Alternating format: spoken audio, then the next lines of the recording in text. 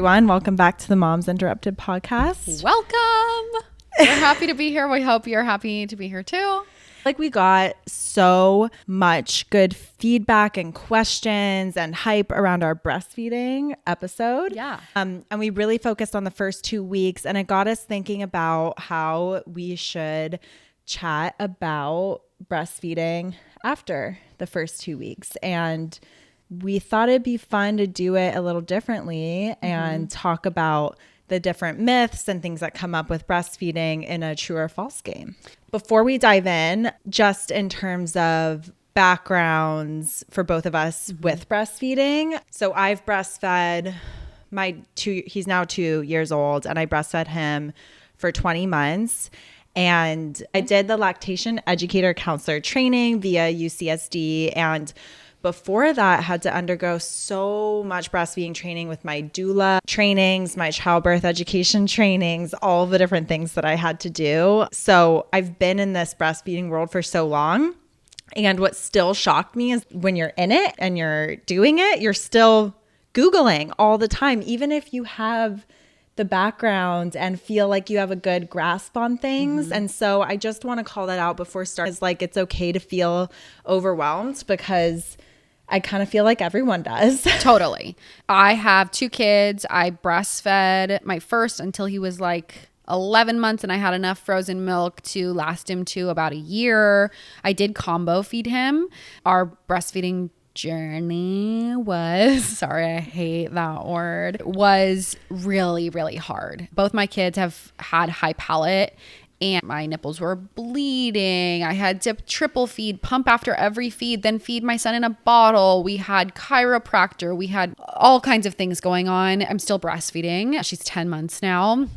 I did the lactation educator counselor training at UCSD also. And life update, I just got accepted into the IBCLC program at UCSD for the fall.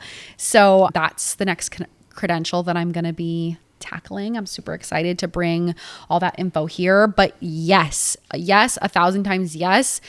Everyone has questions, no matter how many credentials they have, no matter how many times they've breastfed, no matter how long they've breastfed. Every baby's different. Every experience is different. So just know that if you're overwhelmed and feel like you're constantly learning and your baby's constantly changing, it's because you are. Exactly. And everyone else is too.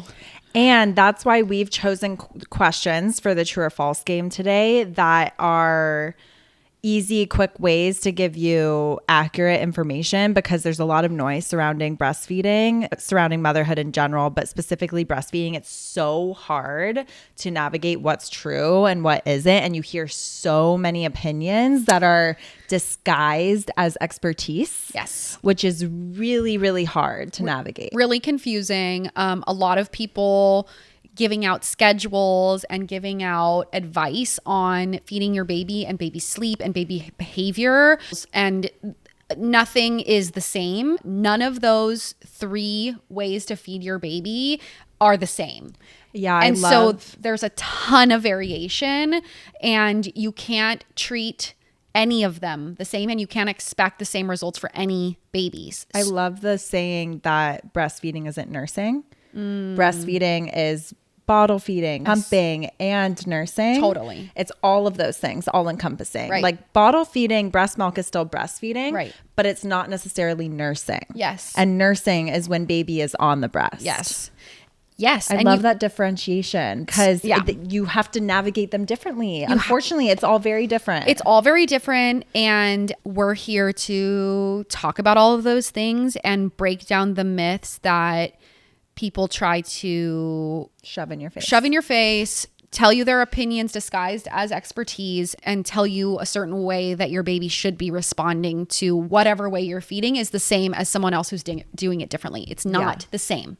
So without further ado, let's get into it. True or false? You can't get pregnant while you're breastfeeding. False. So I love this one because I personally was very interested in this one. Mm-hmm. There's a lot of things that go into this. So one, you have to be exclusively breastfeeding. But when I say breastfeeding, I actually mean exclusively nursing, Because if you're doing bottles and you aren't knowing if the pump is doing as much as the baby. So a lot of doctors now will word it as you have to be exclusively nursing. And that means at least minimum 8 times a day nursing. And your baby has to be under 6 months old.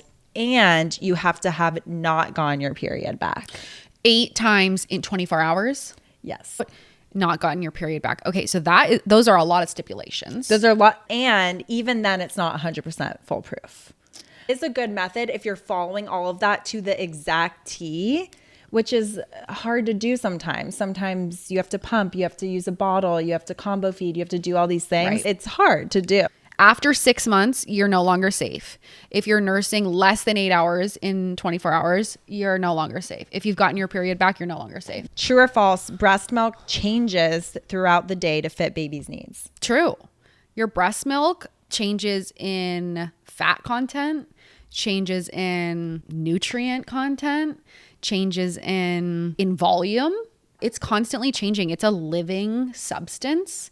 It's antibacterial, antimicrobial properties. Changes when you're sick. It has antibodies for all kinds of stuff that you're exposed to. It also changes in the morning versus at night. Oh yeah. Different hormones. Different hormones. It's magical. It is magical. And that's why you can never compare pumping and bottle feeding and formula feeding to nursing, because baby is more efficient than the pump.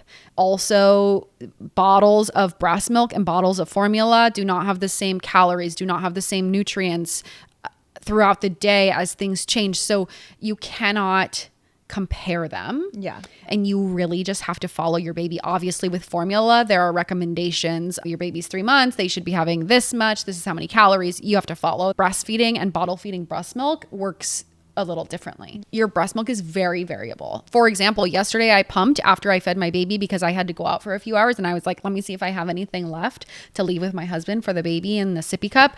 And I got like half an ounce total after pumping for 20 minutes. And that is normal. True or false? Small boobs equals smaller milk amounts. I am a part of the Itty Bitty Titty Committee. Same. I have been my whole life. Proud member here. That's false. That's a big fat false. Breast milk production has nothing to do with breast size. It has to do with so much, actually. Yeah. Glandular Hormones, tissue. Glandular tissue. So many different. Mainly supply and demand. It doesn't have to do with medications. Oh, too. yeah. Medications. And there is breast milk storage capacity. Everyone has a different capacity, but it has nothing to do with your breast size. Yeah, that's People a big false. with size A boobs could be totally bigger suppliers than someone with a D. Yeah. It doesn't work like that. Yeah. So if you're part of the IB, Itty Bitty Titty Committee. Whatever. If you're a part of it, you're just fine. IBTC. There you go. Good thinking on the spot. If baby is fussy at the breast, it means you have no milk. False. There's so many reasons why baby could be fussy at the breast. Just think about all the reasons that you could be fussy throughout the day. Maybe the baby's gassy. Maybe the baby's overstimulated. Maybe they're not hungry and you're like, you should try to eat right now. And they're like, get me away from you. I don't want that. Maybe your flow is too fast and they're frustrated. Maybe it's not coming out fast enough and they're frustrated. Maybe they don't like the position that they're in. There's just so many things. If baby is consistently fussy at the breast, it's something that you should go see an IBCLC about. But if baby is gaining weight and they're content between feeds and they have good diaper output, wet diapers a day, poops, all of that stuff is normal, but they're fussy at the breast here and there, not a factor. Yeah, false. False. True or false? You can't breastfeed if you've had a boob job. False. A lot of people think that when you have boob jobs and you go through the nipple versus on the side here, that would cause issues, but that's even really rare. So that's just a big fat false. Something that you might have more of an issue with is a reduction. if they've removed glandular tissue. But even then, like a lot of times it's fine. But yeah, you can definitely breastfeed with implant. Definitely. If baby is cluster feeding, it means you have low milk supply. False. Cluster feeding is a natural process. Every single baby on the planet does it. It's just supply and demand, and they are... I cluster feed. I need it to be happy. I need to eat every 20, 30 minutes. I pop a little snack every 20 minutes. Makes sense. Yeah. And sometimes after a meal, you're still not full, or you're like, actually, like, I got to go somewhere, so I might as well bring something with me. I just think it's funny to remind people that babies are human. Because like even at the middle of the night, it's like, oh, my baby has to feed. It's like sometimes I get up in the middle of the night and drink water. Yeah. Because I'm thirsty. I'm a human. Yes. Yeah, we have to remember to hold babies and kids to the standards that we live by. Like, so, I expect my son to like listen the first time. Sometimes I'm distracted and I don't like listen to whoever's talking to me the first time. Yeah. Like, God, like relax. Like, he's doing something. He's busy. Yeah, he's busy. Cluster feeding is normal. My daughter, sometimes when she sleeps a long stretch overnight, she wants to eat like 3 times in the morning. She's 10 months old. That's normal. Yeah. So like the schedule, let go of it. Let go of the schedule. Yeah. Feed your baby when they're hungry. The end. Mic drop. Goodbye. The end. True or false? If milk isn't in by day 2, you are an undersupplier and should supplement. False, false, false, false, false. Supplement if you want to. First of all, just gonna say that. Yep. But if your goal is to exclusively nurse or breastfeed, then don't supplement just because your milk has not come in at day 2. For me, I believe it was day 3. Sometimes it can be day 4, day 5, and that's very normal. Babies are designed to be able to withstand that amount of time, and they are getting colostrum. They are getting small amounts of colostrum, which is milk. It's just not mature milk. So when people say my milk hasn't come in, it's actually kind of a false way of talking about breastfeeding. I don't really like that. It's uninformed. Because milk has come in. It's just the next phase of milk hasn't come in, because there's colostrum, there's transition milk, there's mature milk. So, it's false. Don't worry about it. It doesn't mean you have a low supply. Nope. It's totally natural. If it's getting to be day 4 or 5 and you're worried, talk to a lactation consultant, see what's going on. They can watch your feeds, but don't panic. Yeah. Don't panic. And I think people panic because they're like, well, it's only been an hour and they want to eat again. I must not have any milk. That's just what babies do. That's normal. And that's them helping you out. That's helping the milk come in. Right. Because they're sucking to try to get your milk to get to that transition milk, to get to that mature milk, because supply and demand. So the more they nurse, the more milk that's removed, milk including colostrum, because colostrum is milk and transitional milk is milk, will help your milk come in faster. So the more you put the baby on the breast, the faster your mature milk will come in, which is your like robust supply, white milk. And if you supplement at that point, you're just delaying your milk fully coming in, your mature milk coming in, and you're making it harder on yourself. Also, one thing I want to call out is babies don't need their stomachs to be super full on huge amounts of bottles and formula and stuff in the first few days. It's a big call out. Their stomachs are the size of a cherry, I think, by day 3. So if you think about how long they can stay full, it's a very short amount of time. So the little bits of colostrum are making them feel full. Right. So they don't need bottles of milk. Nature was designed this way. Nature was not designed so that your baby was going to starve to death until day 5 when your mature milk comes in. That, if you just take a step back and think about it rationally, babies survived before there were bottles. Yes. And it's not because they were starving until mature milk came in. It was because colostrum and transitional milk was sustaining babies until they needed a bigger amount of milk when their stomachs grew on day 5, on day 10. Yeah. That is the normal process. In all aspects of motherhood, we try to control things way too much. And I hear all the time women getting advice to pump to make sure their milk comes in quicker. That's unnecessary. Yeah.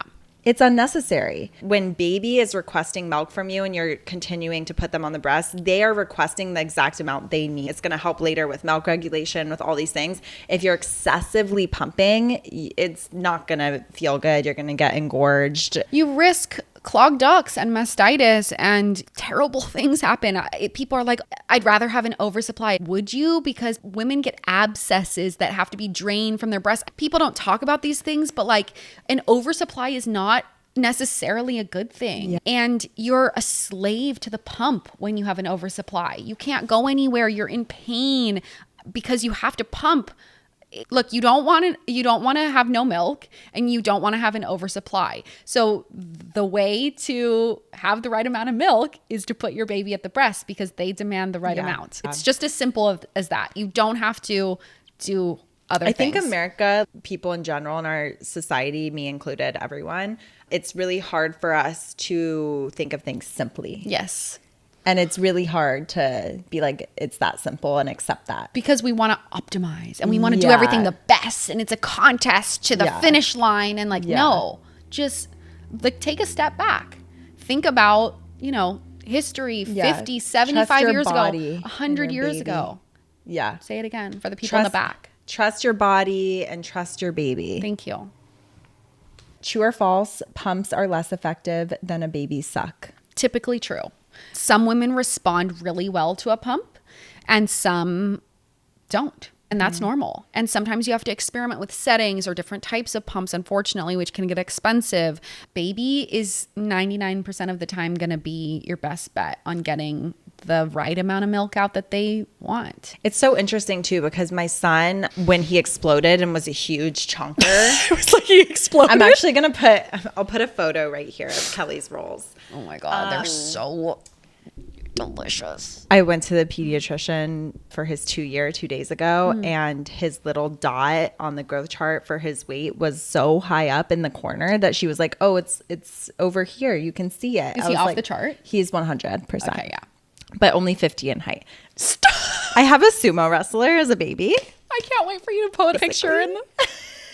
But my whole point is, what's crazy is I felt, okay, he must be getting a lot, right, from me. But then I would pump when I had a babysitter or something. I'd get like 1 ounce. And I was like, what's happening? The math is not mathing. Because breast milk is biodynamic. Yeah. Maybe your breast milk was like Haagen-Dazs, but it was only 1 ounce. Crazy. Maybe he was getting 4 ounces from you, but the pump you didn't respond to. And typically the more you use the pump, the better your body responds to the pump. So if you're just pumping sporadically, like here and there once a week or something, like your body typically isn't going to respond very well to it. The more you do it, the more your body will respond, which I would hope gives people confidence who have to go back to work and are pumping at work and all that. But yeah, the baby is more efficient. So don't feel sad if you only pump an ounce, 2 ounces. Also, it matters when was the last time you fed them, right? Yes. So, and what time of day is it?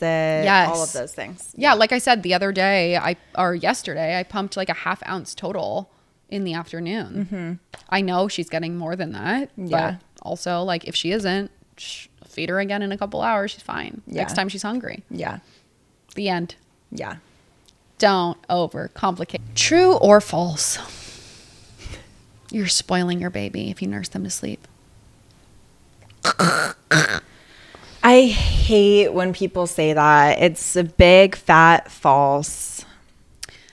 It's just so frustrating that we are still seeing that messaging online. Babies designed to fall asleep at the breast. Nature designed it to be like that. It's just absurd. When your belly is full as an adult, you get sleepy.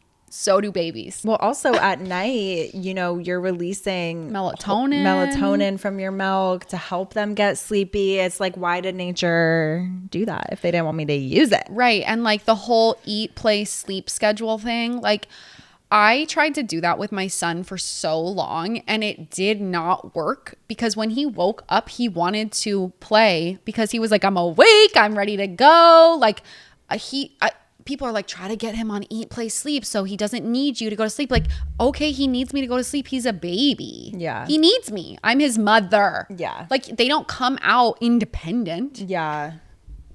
No, and also like try to tell me that and look me in the eyes at 2 a.m. that I can't nurse my baby back to sleep. Like, I'm sorry. I am not going to bounce on a ball and walk around. And then, okay, sure, you can say just let them cry. Yes, for some people that works. For me, it just, I like feel it in my bones. Yeah. And so I was one of those people that was like, okay, wait, I shouldn't nurse to sleep because people are saying I shouldn't. So I was like, even though I knew that was false. But there's because all you give in to noise. You give into it and people around you give into it. And you're like, wait, it's working for them. So maybe it will work for me if I don't nurse to sleep. Your baby will sleep independently eventually. And people say that nursing to sleep is a sleep crutch, and maybe it is, but like it's a sleep crutch that I'm okay with. You can do things like you nurse them until they're like asleep, but then you put their sleep sack on and put them in the bed. There's just ways to still like follow your baby and follow nature, but that was the only way I could have my son sleep alone from like 4 months to I don't know, almost a year. Yeah. I would like nurse him and then sneak away. Yeah. For naps. I mean, I nurse my daughter to sleep every single nap, every single bedtime, every single night feed. Still. Yeah. So like, come at us. She needs me. Bummer. Like, I have a baby. Of course she needs me. I'm her mom. Yeah. Just get over that. Nothing is a problem unless it's a problem to you. Right. So nursing to sleep isn't a problem unless it's a problem for you and you feel like you need to change it. Yeah. If it's not a problem for you, then F everyone else. It's not a problem. It's zero problem around here.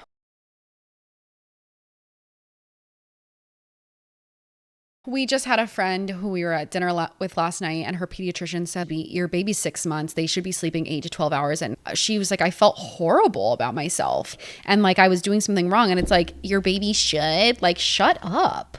My baby should be doing whatever they're doing because they're a baby. Like if I want him to sleep 8 to 12 hours, like I will work on it maybe if it's a problem for me. And if it's a problem, like if you notice, you know, something's actually wrong. Right. Like they're fussed. They're not sleeping in the day. They're not getting enough sleep. Yeah. Like we'll work on it. Like just to say this blanket statement, they should be doing this because they're this many weeks, this many months old. Like that. First of all, that's false. It's false. But doesn't it boil your blood that these are doctors saying that? I really don't like to bash certain professionals. You just have to remind yourself that everyone's human. Mm-hmm. Boils my blood because mothers come into the doctor's office very vulnerable, asking questions, not knowing answers, not having, you know, any sorts of background sometimes in this world. Yeah. And my sister's pediatrician too was like, you really should not be nursing your 1-year-old to sleep anymore. Like this is a problem. And my sister would always leave feeling so shitty, even though she knew it was false. And we shouldn't have to leave the doctor's office feeling so shitty about what I feel like is a super personal option and opinion and choice. It's a choice. It's just a choice. Like, okay, like if I don't want to nurse my kid to sleep anymore, maybe I'll ask for your advice, or I'll go figure out a way, or I'll ask my friends or whatever how to fix it. But if it's not a problem for you as the mother, then it's not a problem. I have a question about this. I wonder if you know the answer. Let's find out. True or false? Breastfeeding to sleep causes cavities. This is something I feel really strongly about because breastfeeding to sleep is natural. And a pediatric dentist will tell you that you should brush your kids' teeth after you nurse them to sleep, which like, yeah, fucking right. Imagine at like 2 a.m. or something, like, let me just get it. My 10-month-old has 7 teeth. You think I'm going to nurse her to sleep at 4 a.m. and then be like, hold on, let me go get the baby sugary toothpaste and brush your teeth? No. Well, also, can we talk about for a second why babies are getting cavities in America? Because it doesn't have to do with breastfeeding to sleep. It has to do with sugar. It has to do with sugar. Sugary toothpaste. Like here, this is my opinion. The sugary toothpaste that we're like brushing our kids' teeth with. What is this sugary toothpaste? Because I have not used sugar toothpaste. I mean, I just feel like it's sugary because it like tastes like bubble ever, so it must be sugary. Oh no, I use this super hippie. Like it comes in a glass Is it jar. like charcoal? It's doesn't taste good. It's like real mint, basically. Oh my God. So my son like goes and finds the toothpaste tube to eat it. Oh my. Because well, I'm like, sure because Okay, so I need to like obviously switch my toothpaste. And the problem is that like people are feeding their kids like candy and sugary snacks and it's getting stuck in their teeth. My whole thing is if you're breastfeeding your baby to sleep, that is natural. So I'm all for brushing your kids' teeth. Don't get me wrong. I brush my kids' teeth twice a day. As soon as they start getting teeth, I brush them. Mm-hmm. But don't come for my breast milk. Like it just comes back to personal hygiene. This is really off topic a little bit, but what this reminds me of is circumcision. Yeah. Because people are like, it's not cleanly, like you can get infections and stuff. But actually, if you have normal hygiene, you're not going to run into those. Right. It's the same with nursing to sleep. Right. Like you're not going to run into those issues if you have normal hygiene. Right. And if you're aware and eating well. Like all of these things are non-issues. Right. If you are practicing cleanliness and like common sense. Yeah, I agree. I just am all for like follow how babies naturally work. Yeah, breastfeeding to sleep. Our teeth aren't going to all fall out because we're doing what our body intended us to do. No. It just like our bodies are smarter than that. I love dental hygiene, but don't come and tell me that my breast milk is causing cavities. Hygiene. You do? I mean, I love it because like I got to do it. Oh, but I don't like go to bed at night being like, can't wait to floss my teeth in the morning. Oh no, sure. But like when I do, I'm like, man, it's like working out. I'm like, feel good. I'm so happy that I flossed my teeth. You have good teeth. Thanks, so do you. Mm. I did Invisalign. Yeah. True or false? It is a problem that I don't feel a letdown sensation. False. Letdown sensations are really interesting to me because they're so different for everyone. And let's just go back to what we always say, as long as baby's tracking, you are counting wet diapers, stuff like that, everything's going well. It doesn't matter if you feel a letdown. It does, you're producing milk. It doesn't. What I also would say is there's such a huge variety in terms of some women feel immense emotions when they have a letdown. So obviously everyone reacts very differently to letdowns, and that's natural and normal. And true or false? If you are pumping, you are taking away milk from your baby. False. So the idea that your breasts are ever empty, like there's nothing in there, is just not true. That's not how it works. Your breasts are constantly making milk. So if you're pumping after a feed, you might get a small amount, but it's not like your breasts have stopped making milk and like there's nothing in there. So it's constantly happening. If you try again in 30 minutes, you're going to get more milk. Works. You're not taking milk away from your baby because you're constantly making milk. I feel like most things with breastfeeding that we talk about can be wrapped up in one line, and that is tune out the noise and simplify your life. And that sometimes the answer is the easiest answer. Yep. And a lot of the times your body knows what to do and your baby knows what they need, and that's it. And when you're exclusively breastfeeding from birth to 6 months before you start introducing solids, rule out that they're hungry. Put them on the breast. Maybe you're getting annoyed that it's more often than you thought, but rule it out. Yeah. Whether it's non-nutritive sucking and they just want to suck and you're a human pacifier, or if it's for a meal or a snack, or they're thirsty, or they're upset. Talk about the human pacifier thing for a second? I'd love to. I am a human pacifier. I hate when people tell women that their baby is using them as a pacifier. As if it's a bad thing. As if it's a bad thing. I'm sorry, but breasts are the OG pacifier. Yeah. Pacifiers are trying to be breasts. If they were so lucky, they would be breasts. A pacifier is a fake boob. A pacifier is literally a fake nipple. Mind blown. Pacifiers have not been around for very long. Same as bottles. We are the OG pacifier. And if your baby's pacifying at the breast, that's normal. They have a instinct to suck. Oh my God. It's just so crazy. It's like we use pacifiers all the time, but then we think it's weird that a baby would want to To suck suck. at your nipple for comfort. It's like, why do you think that like the pacifier, Right. which is a fake nipple? Yeah. Anyway, let's just retire that saying because I'm so over it. And Yeah. if someone says that to you, you can send them our way. My kids have never taken a pacifier, not for the lack of trying, but they were like, fuck this. And my daughter, who's 10 months, has never taken a bottle. So if you're in it, welcome. Human pacifier club. Yeah. It's Human normal. pacifier club. It can be annoying, but like just accepting it is the first step to having peace.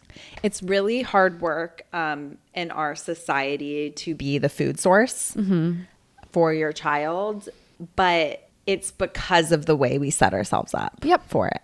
If you change your mindset and accept that that's what you are, and that your baby needs you, and you're a cow, you're a pacifier, you're the food source, and even if it's not for food, maybe it's for thirst, maybe it's for comfort, maybe it's for whatever reason. Yeah, it's about shifting the like I'm a pacifier, and instead of being like I'm soothing my newborn who needs me, and this is comforting to them, and this is comforting, and it's helping them, and the end.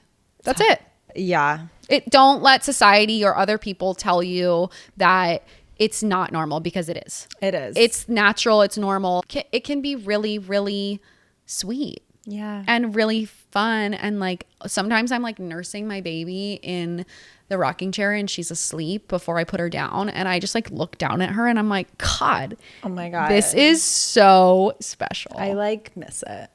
I miss it. I never thought I would miss nursing. And I'm already like, I have to have another baby so I can do this again. I know. I miss it. I actually loved breastfeeding. Don't get me wrong. It was really hard the first 8 weeks for me, especially with my first and my second for a while there too. I don't remember how long that lasted, but if you get past like, I would say like 8 weeks, you're going to be like, oh my God, this is amazing. It actually is such a big call out because I feel like a lot of women don't get the opportunity to see how easy breastfeeding gets because of a lot of reasons. Yeah. Society, going back to work, all these things, but also not getting the support or the correct information early on. And it really is just such a rough initial first few months. And then it gets so easy. So easy. And yeah, just the trenches are the first few months. It'll get easier. Yeah.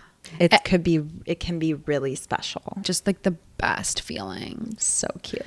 Love it. Thanks you guys for tuning in. Let us know if you have any questions on breastfeeding in the first 6 months, because we'll get into solids in another episode. Oh my goodness. Which is a whole other conversation. Yes. Can't wait. Bye, have everyone. a good one. Bye.